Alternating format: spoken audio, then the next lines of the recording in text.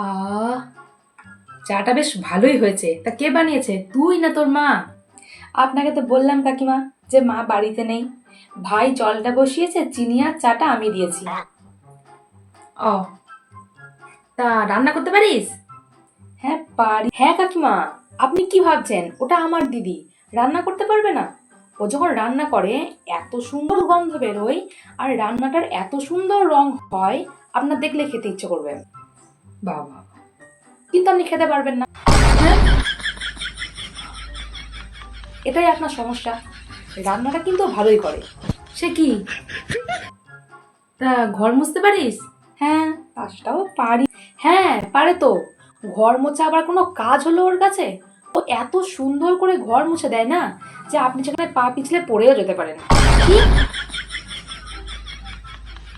তা কাপড় সেলাই করতে পারিস? হ্যাঁ পারি। হ্যাঁ, ও তো 2 মিনিটে কাপড় সেলাই করে দেয়। এত সুন্দরভাবে কাপড় সেলাই করে যে লোকে দূর থেকে দেখলেই বুঝতে পারবে যে হ্যাঁ কাপড়টা সেলাই করা আছে।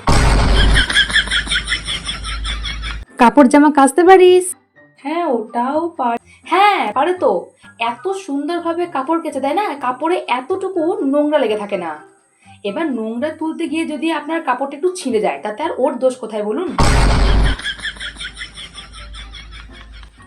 বুঝলি, আমি না আজকে আসি। হ্যাঁ, আসছি, বুঝলি, তো মাকে বলে আমি পরে আসবো। ঠিক আছে।